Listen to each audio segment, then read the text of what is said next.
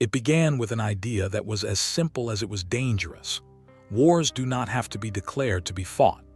Armies do not have to wear uniforms to operate. And the United States could reshape political landscapes across the globe without ever admitting involvement, without Congress voting, without newspapers reporting, and sometimes without soldiers even knowing who they truly worked for. All it needed was a fleet of aircraft that did not officially exist, flown by pilots who were not officially American, operating under company names that were nothing but air and paperwork. This was the birth of the CIA's aviation empire, a shadow fleet that fought wars the public never knew happened. The agency understood early that control of the sky meant control of a region. Every revolution, every proxy war, every regime the United States wanted to support or remove required logistics. Weapons had to be delivered, agents inserted, dissidents extracted, money transferred, reconnaissance flown, and supplies delivered to forces fighting in jungles, deserts, mountains, and slums. But using the U.S. military would have meant accountability, oversight, and headlines. The CIA needed something cleaner, quieter, and invisible. So they created private airlines that were not private, civilian aircraft that were not civilian, and commercial routes that were covers for missions that would never appear in flight logs. The most famous of these was Air America, but it was only the flagship in a sprawling network. Southern Air Transport, Civil Air Transport, Intermountain Aviation, Pacific Corporation, Northern Air, and dozens more, some operating for years, others for mere months. Together they formed the largest covert air logistics operation in modern history. An empire of pilots, mechanics, dispatchers, radio operators, and intelligence officers moving through airports across the world as if they were just another airline. Their planes landed in international terminals, filed flight plans, and wore corporate logos, while their cargo holds sometimes carried crates of rifles, bags of encrypted cash, or prisoners hooded and chained. To many pilots, the job sounded thrilling. Good pay, exotic destinations, and airfields far from the predictable skis of commercial aviation. But the training was something most airlines never required: weapons qualification, emergency evasion, code systems, and sometimes psychological screening. Some pilots were veterans of World War II, Korea, or Vietnam, men with thousands of hours logged flying through anti-aircraft fire. Others were civilians recruited because of skill and lack of questions. They were told only what they needed to know. Their missions often came with flight plans that made little sense, cargo that was sealed, passengers who did not speak, and orders that forbade them from discussing anything outside the cockpit. The early operations began in China, where the CIA used civil air transport to support nationalist forces against advancing communist armies. When China fell, the planes and pilots were relocated to Taiwan. From there, the operation expanded into Southeast Asia, where the United States was quietly picking sides in conflicts that had not yet exploded into full-scale war. The aircraft delivered weapons to anti-communist militias, transported intelligence officers across borders, and flew missions officials would later deny ever occurred. As the Cold War deepened, the agency realized that these airlines could do more than logistics. They could run combat missions without fingerprints. Before the United States formally entered Vietnam, CIA aircraft were already there, inserting reconnaissance teams into North Vietnam, bombing targets near supply routes, and extracting down pilots. The American public believed the escalation was gradual, but the shadow fleet had been operating for years. The war had begun, only the announcement came later. In Laos, the operation became something else entirely. A secret air war larger than many official conflicts. Congress never approved it. Most Americans never knew it existed.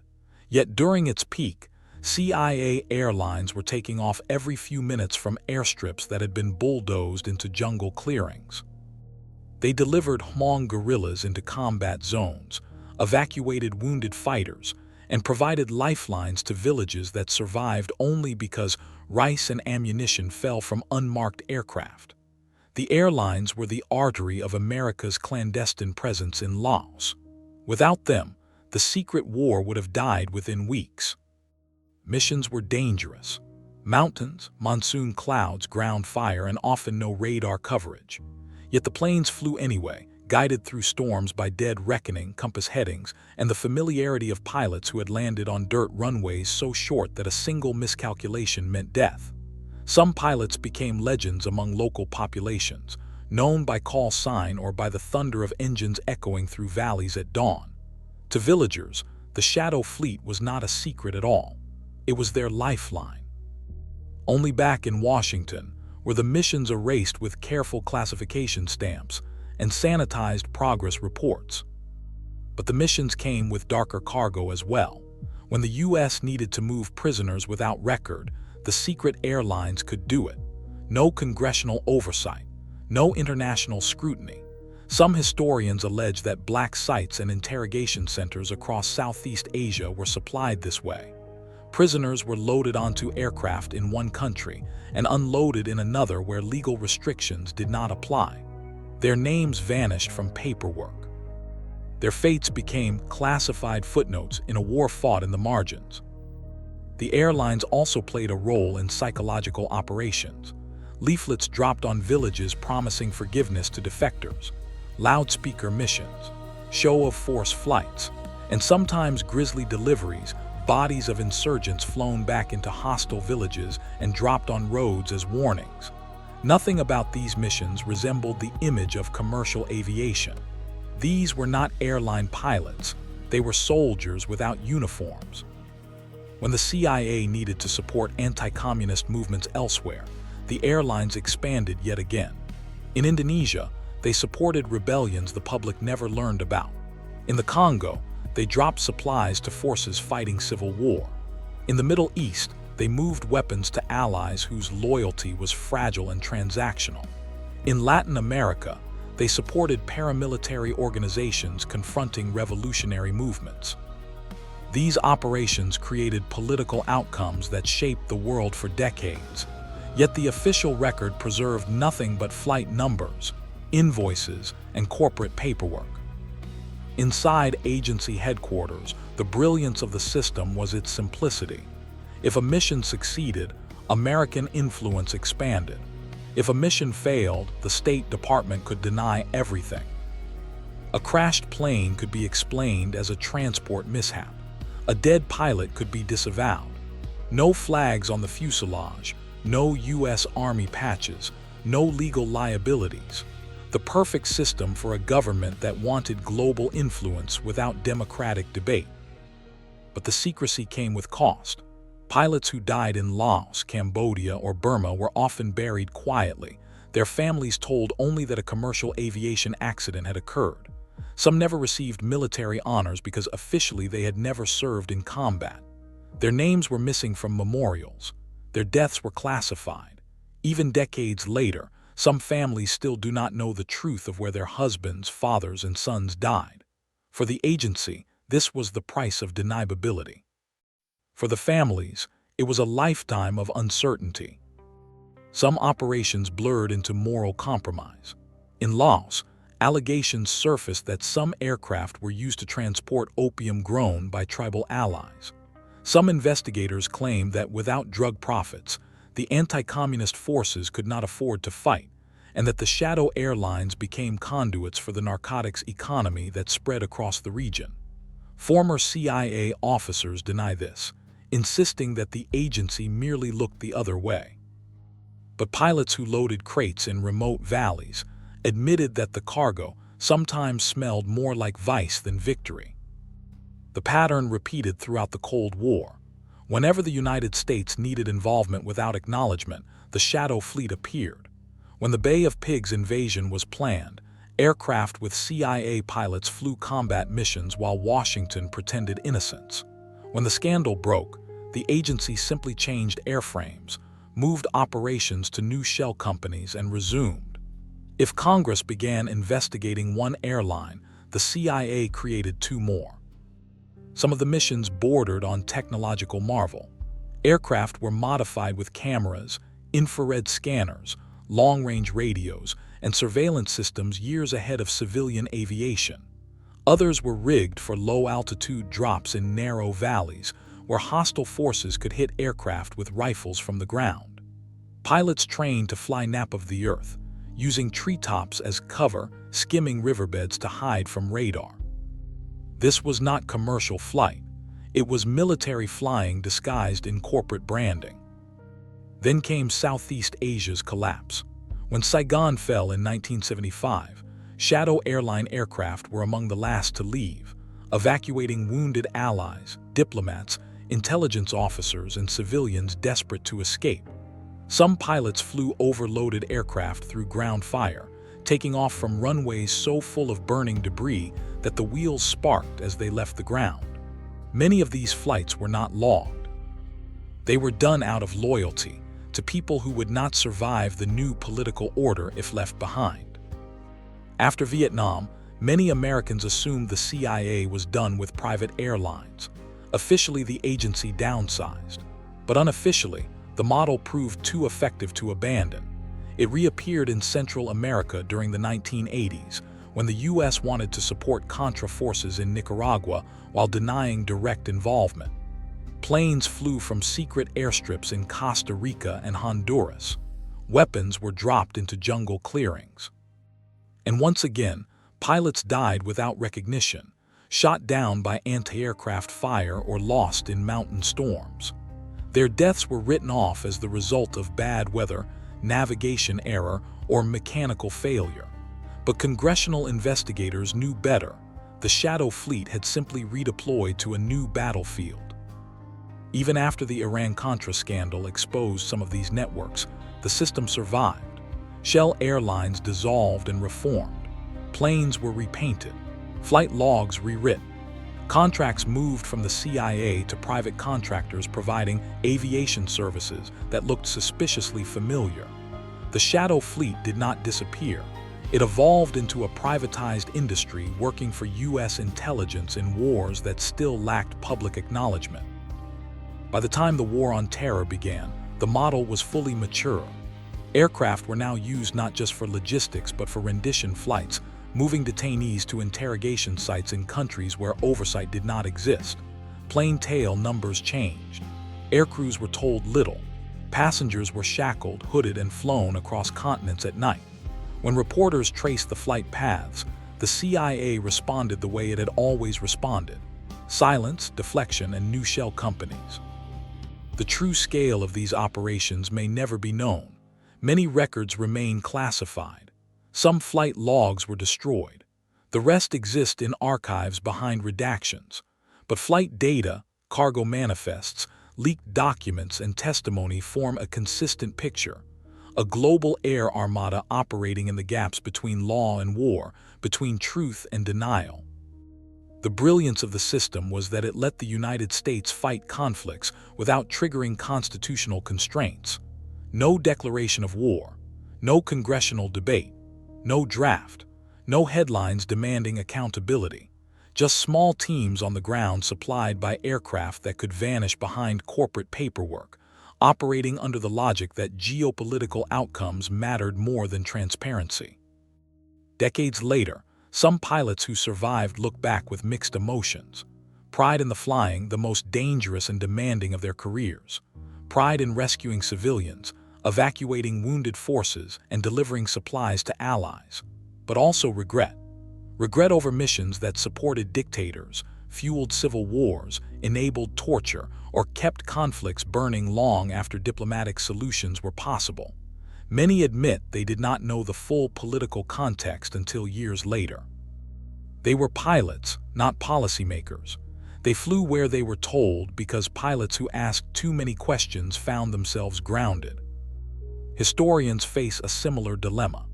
The CIA's aviation empire shaped world events in Laos, China, Vietnam, Indonesia, Cuba, Central America, and the Middle East. Yet the story exists in fragments, testimonies, scattered documents, aviation logs, and graves located thousands of miles from home. The official narrative emphasizes national security and the global struggle against communism. The unofficial narrative points to a darker truth. that a democratic nation fought wars without democratic consent by creating an air force that did not legally exist. The deeper question is not whether the CIA's shadow airlines were effective.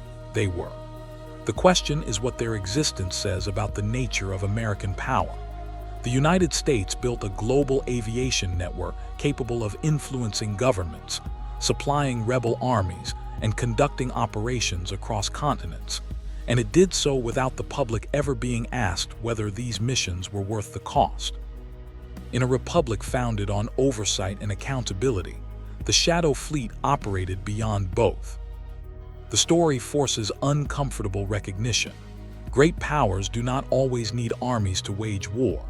Sometimes they only need aircraft whose tail numbers cannot be traced, pilots who will never appear on casualty lists, and corporate paperwork that disappears into filing cabinets stamped classified. Even today, the framework lives on. Private military aviation contracts expand each year. Unmarked aircraft still land at airfields in conflict zones far from public scrutiny. Satellite trackers occasionally spot flight patterns that make no commercial sense: midnight departures, desert destinations, aerial refueling, and sudden transponder silence. Aviation enthusiasts post screenshots online, trying to decipher what agency runs the aircraft. Governments neither confirm nor deny. But one thing is clear: the idea that shaped the CIA's secret airlines did not end with the Cold War. It simply adapted. As long as nations want influence without accountability, there will always be room for pilots flying missions they cannot discuss, planes that take off with no official record, and wars conducted in the shadows. They had become invisible couriers of American power, shadow logisticians moving men and steel through the backlot of world history. But by the late 1950s, the CIA's aviation empire was evolving again. The world was entering the age of Cold War proxy conflicts, and the agency needed aircraft that could operate where the U.S. military legally couldn't. They needed plausibly deniable fleets, registered under fake companies, capable of disappearing into remote jungle runways or dusty airstrips at the edge of political collapse. And that is exactly what they built. Dozens of shell corporations began appearing on paperwork: Pacific Corporation, CAT Incorporated, Airedale, Southern Air Transport, SATCO, Intermountain Aviation. Each one looked like a small private cargo operator. Some owned only one or two planes. Others had entire fleets.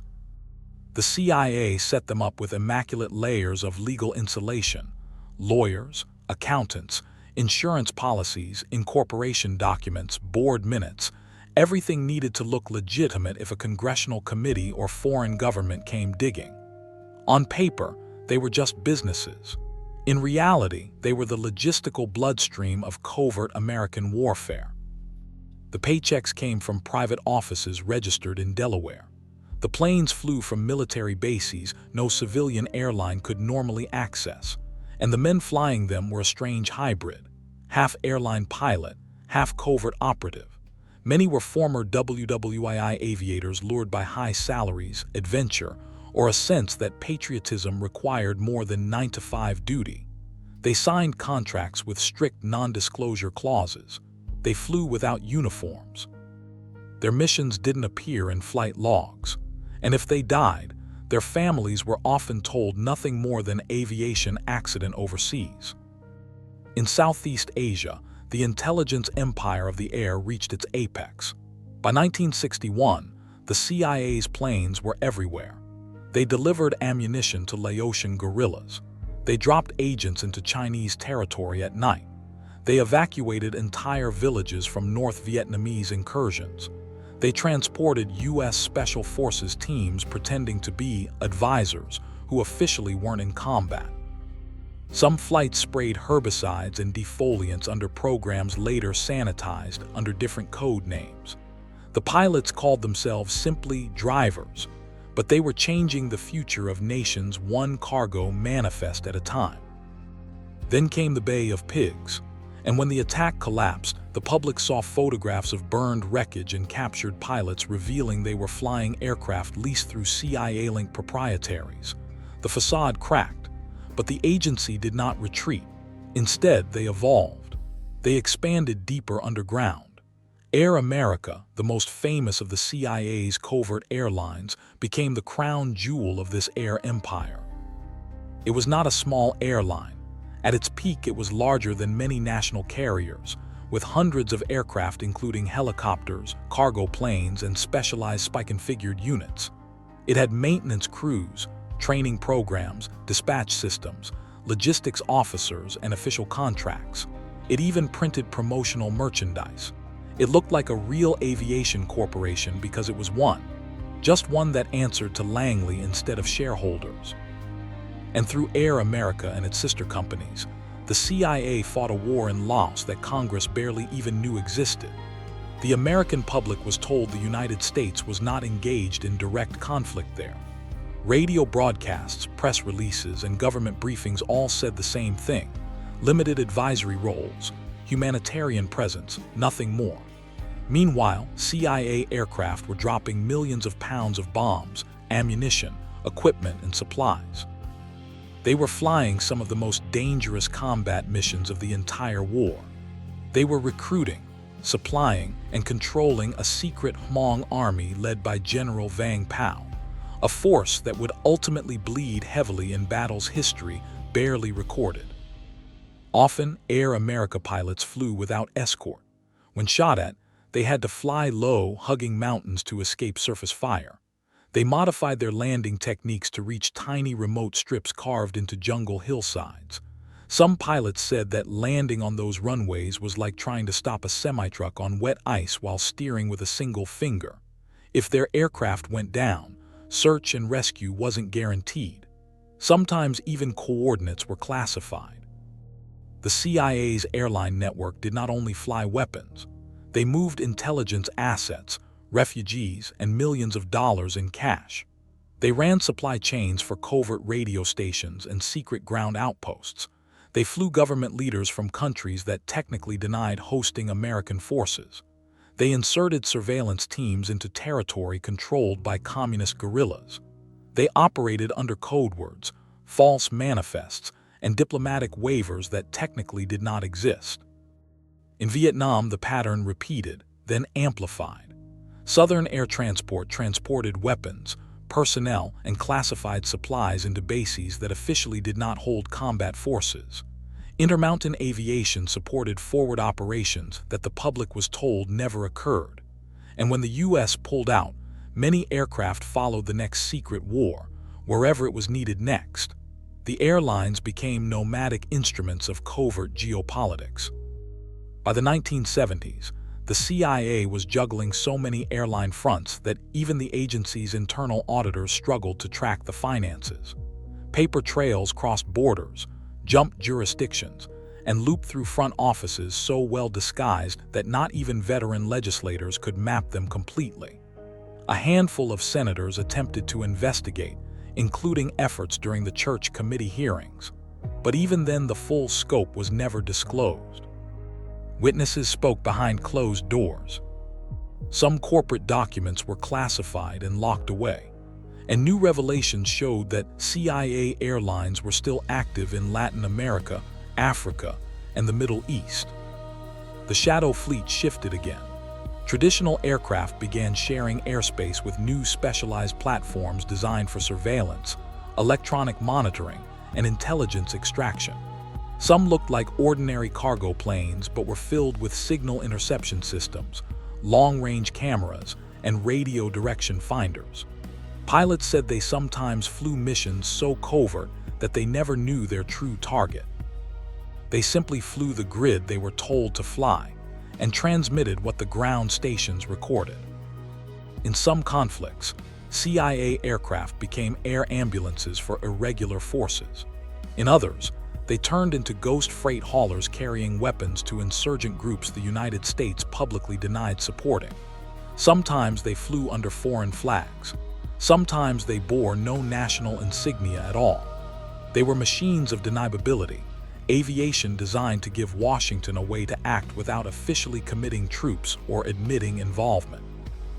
This covert logistics machine became particularly notorious in Central America during the 1980s. Officially, U.S. aid to some rebel factions was restricted. In reality, weapons and funds flowed through covert air corridors staffed by pilots willing to risk being shot down, arrested, or executed. Several were. One such downed pilot exposed an entire covert network, sparking investigations and public outrage. But even then, the focus went to the political scandal, not the underlying aviation empire that made such operations possible. Southern Air Transport alone became the nexus of dozens of covert resupply missions. It had transitioned from a small post-war cargo carrier into a CIA-controlled asset, eventually privatized but still functioning as a key instrument of U.S. geopolitical pressure. It had offices, tax filings, and contracts, yet some of its cargo did not appear on standard paperwork. Planes left empty on manifest but full in reality. Deliveries landed on dirt runways controlled by militias. Large sums of cash flowed through third-party contracting firms that existed only on filing records. When journalists or investigators pressed too hard, the paper trail dissolved into classified walls. Corporate officers cited non-disclosure obligations. Records could not be located, remained under national security seal, or simply disappeared. Some whistleblowers swore that certain flights never existed even though the wreckage of shot-down aircraft was visible on foreign soil. Families of lost pilots wrote letters to Congress seeking truth and closure. Many never received a real answer. Eventually, the U.S. government was forced to admit that certain covert actions had occurred, but the admissions were partial, tailored, and narrow. They focused on specific incidents: a single downed plane, a single illegal weapons transfer, a single unauthorized program, rather than acknowledging the global aviation architecture behind it. The CIA's secret airlines were not isolated tools. They were an entire ecosystem, capable of conducting small wars autonomously from traditional military channels. As the Cold War wound down, the fleet didn't vanish. It transformed.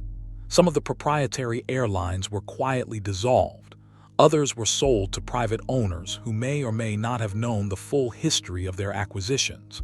A few continued flying under new management, now serving commercial logistics contracts. But many aircraft simply changed numbers, paint schemes, and registration identities, re-emerging in new theaters. Covert aviation morphed into more modern iterations: urgent rendition flights, logistical support during operations where U.S. forces were officially not engaged, classified cargo missions, and quiet movement of personnel across continents without diplomatic visibility. Reports emerged of disguised Gulfstreams and business jets moving detainees between black sites. Aviation spotters noticed unmarked aircraft repeatedly landing at remote airstrips in conflict zones. Journalists traced ownership through shell corporation registered in tiny office buildings in states known for low corporate transparency laws. Aviation analysts documented flight patterns that made no commercial sense but aligned perfectly with covert operational timelines. The structure had changed form but not purpose. The ghost fleet was still airborne. Even today, traces of that legacy remain. Flight records sometimes show aircraft with call signs masked or withheld. Passenger lists often redacted. Registrations linked to holding companies registered to law firms instead of aviation executives. Maintenance contracts signed with firms whose ownership cannot be determined by public filings. If one follows the tail numbers long enough, patterns emerge, patterns that resemble the same operational logic the CIA refined in the 1950s. Deniability, flexibility, plausibly deniable projection of U.S. influence without congressional debate or media scrutiny.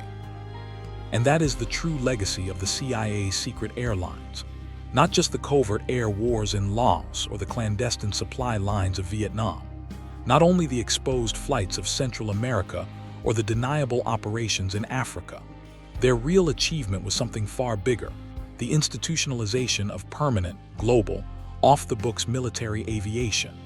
They proved that aircraft could fight wars without flags, that governments could project power without officially declaring it, that fleets could exist without the public ever realizing they were paying for them. For pilots, it was a strange life. They flew missions their families couldn't know about. They risked being executed as spies if captured. They sometimes landed in places that officially did not exist on government maps. They belonged to no squadron, received no medals, and carried no unit patch. But in the shadows, they were instrumental. Without them, many covert operations would have collapsed. Intelligence stations would have withered. Proxy forces would have been starved of ammunition, supplies, and reinforcements. Diplomats would have lacked the ability to manipulate conflicts from afar. Washington would have had to choose between public invasion or no intervention at all. The existence of these secret airlines gave presidents and strategists a third option: quiet war, invisible war, the kind of warfare that reshaped continents without ever appearing on a newspaper front page. It was a system that operated out of hangars with no signage, control rooms without official insignia, and offices where the most important decisions were made behind frosted glass doors. The aircraft were tools, but the real power was the ability to act without being seen. In the end, the story of the CIA's Shadow Fleet is not a footnote to American history. It is part of the machinery that built the modern world.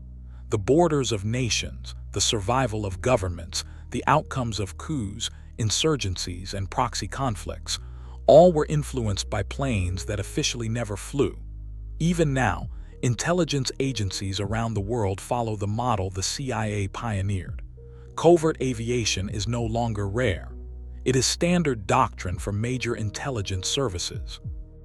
Whenever an unmarked plane lands at a remote airfield in a conflict zone, whenever an aircraft's ownership cannot be traced, whenever tail numbers appear on radar screens only to vanish mid-route, the legacy of those early proprietary airlines is visible.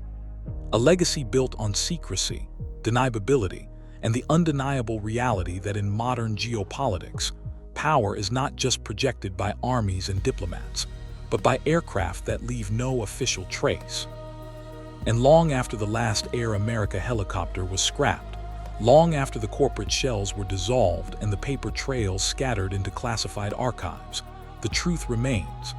The CIA proved that a nation could operate a private air force without the public ever knowing. These aircraft changed the outcomes of wars, propped up allies, undermined adversaries, and shaped history from 30,000 feet, while remaining hidden in plain sight. A shadow fleet flying through the dark spaces between official history and the truth.